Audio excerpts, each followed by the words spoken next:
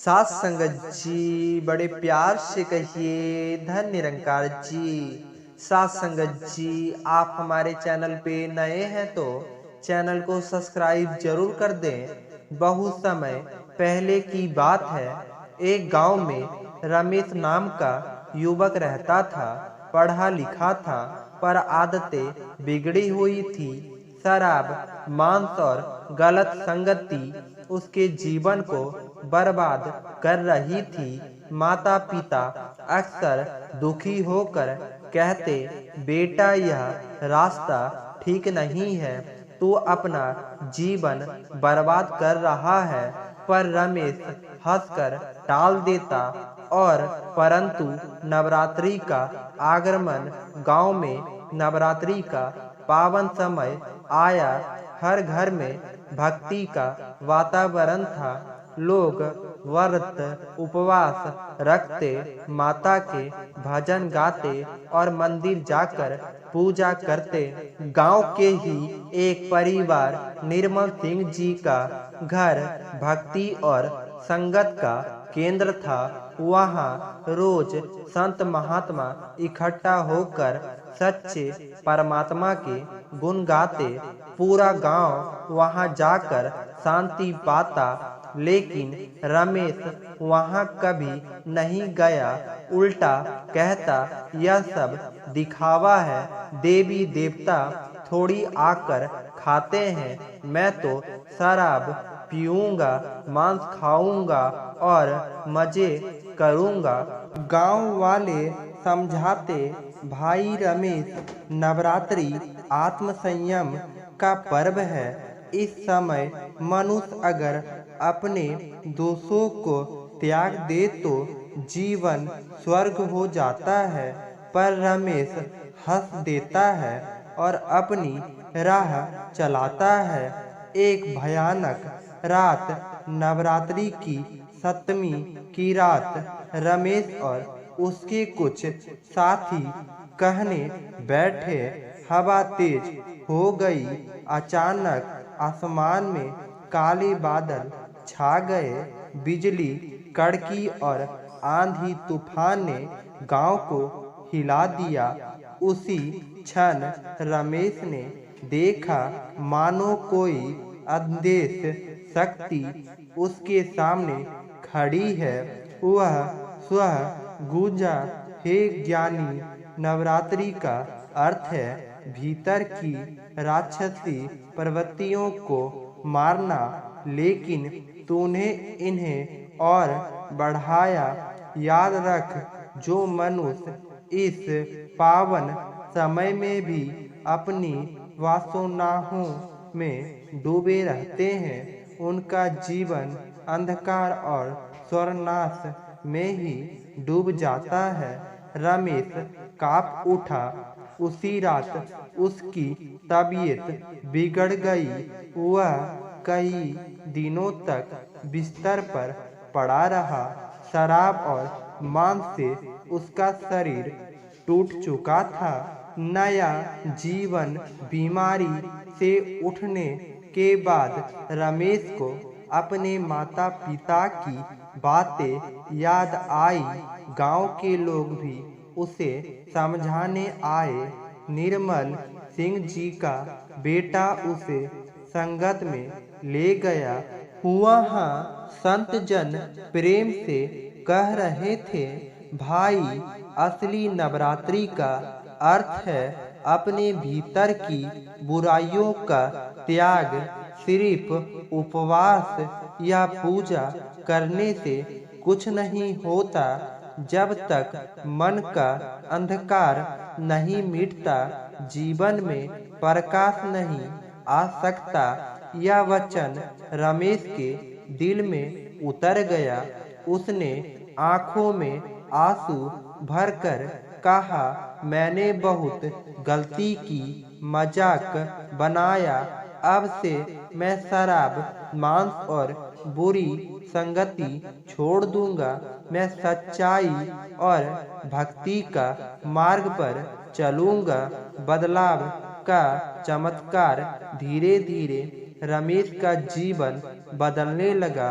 जहां पहले वह गलियों में शराब पीकर गिरा रहता था, अब वहीं वह बच्चों को पढ़ाता और भजन गाता। जहाँ पहले लोग उससे दूर भागते थे, अब वही लोग कहते, देखो नवरात्रि का सही चमत्कार यही है, जब इंसान अपने भीतर का अंधेरा छोड़ देता है तो उसका जीवन रोशनी से भर जाता है। रमेश उस परिवार का हिस्सा बन गया जो मंदिर और संगत से जुड़ा था। वह सेवा करने लगा, बुजुर्गों की मदद, सफाई, भंडारे में सहयोग। अब उसका चेहरा पहले से ज्यादा शांत और उज्जवल दिखता था। साखी नवरात्रि मनाने का अर्थ केवल व्रत और पूजा पाठ नहीं, बल्कि अपने मन की बुराइयों जैसे क्रोध, अहंकार, लालच और वासनाओं को त्यागना है। जो इस पवित्र समय में भी पाप में डूबा रहता है, उसका जीवन अंधकार में ही डूबा जाता है, और जो इस अवसर से प्रेरणा लेकर आत्मसंयम और भक्ति को अपनाता है, उसके जीवन में प्रकाश ही प्रकाश भर जाता है। साथ संगत जी प्यार से कहिए, धन निरंकार जी। साथ संगत जी आज भी ऐसे अनेक परिवार हैं जिन्होंने ब्रह्म ज्ञान प्राप्त कर लिया है, परंतु फिर भी देवी देवताओं, तस्वीरों और कर्मकांडों में ही अटके हुए हैं।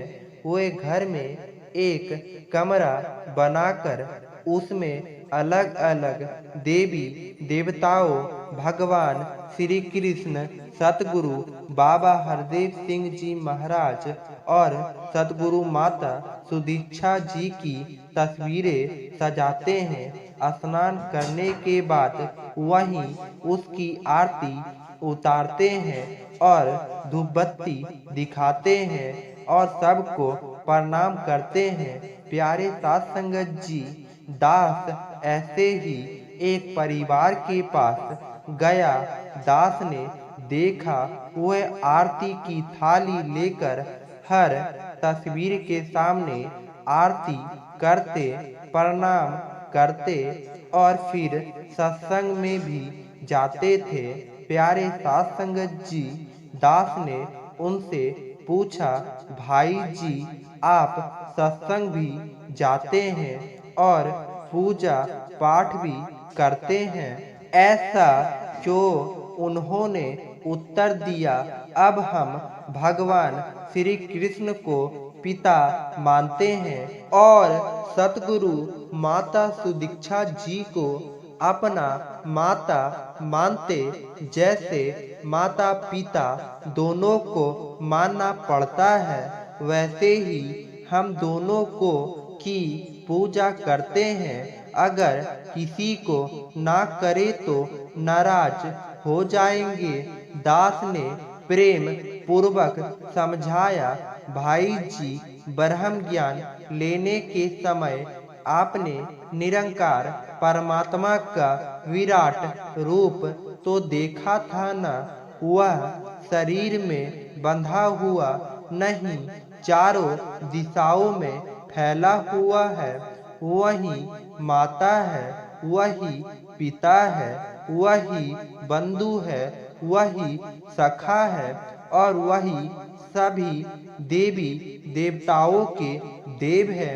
गीता में भी अर्जुन ने भगवान श्री कृष्ण को विराट रूप को दिखाकर कहा था, तुम हो माता, तुम ही हो पिता, तुम ही बंधु हो, तुम ही सखा, तुम ही विद्या, तुम ही देवी हो, तुम ही देवता हो।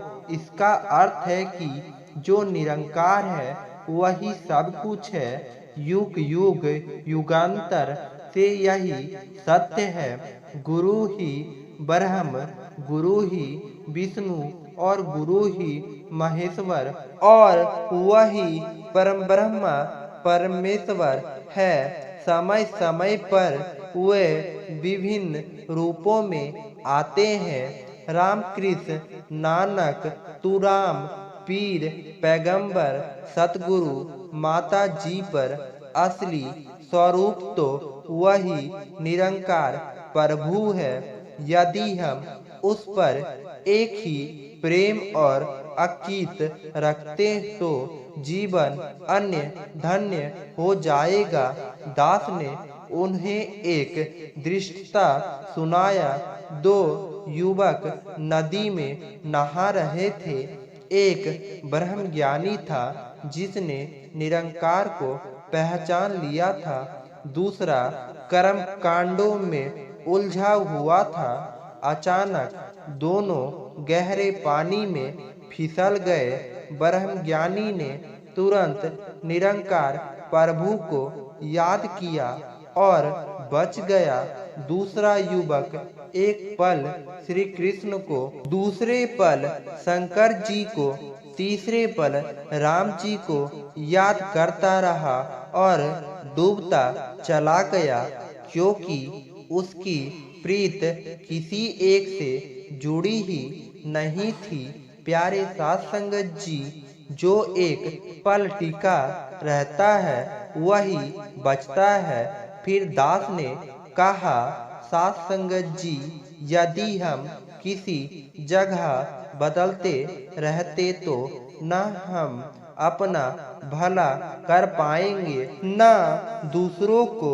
इसलिए सच्ची प्रीत एकमात्र निरंकार प्रभु परमात्मा से जोड़े, वही हमारा उद्धार करेगा, वही जीवन को सुखाल बनाएगा। अंत में दास ने विनती की, अगर आपके आसपास कोई भाई बहन ऐसे करता दिखाई दे तो प्रेम पूर्वक समझाए, कर्म कांडों में मत फंसाए। निरंकार प्रभु से प्रीत, सच्ची प्रीत जुड़े, बस सबका भला करेगा। साध संगत जी, प्यार से कहना, धन निरंकार जी। साध संगत जी, दास का कहने का अर्थ आप सभी संत महात्मा समझ ही गए होंगे।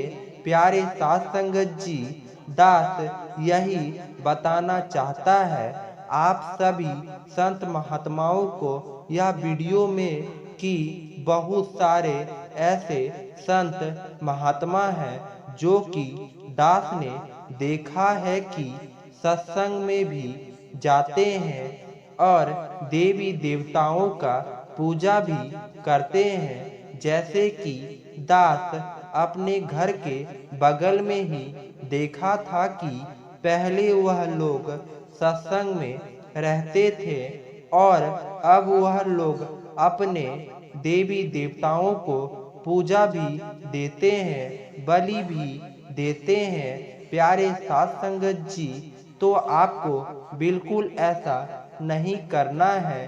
अगर सबसे पहले तो दास आप सभी संत महात्माओं को यह बता दे कि हमें सतगुरु माता सुदीक्षा जी की ओर से कोई भी रोक टोक नहीं है कि आप यह पूजा मत करो, आप वह पूजा मत करो। बस हमें सत्संग में एक ही बात सिखाई जाती है, वह है यह कि हम एक को जाने, एक को माने और एक हो जाए।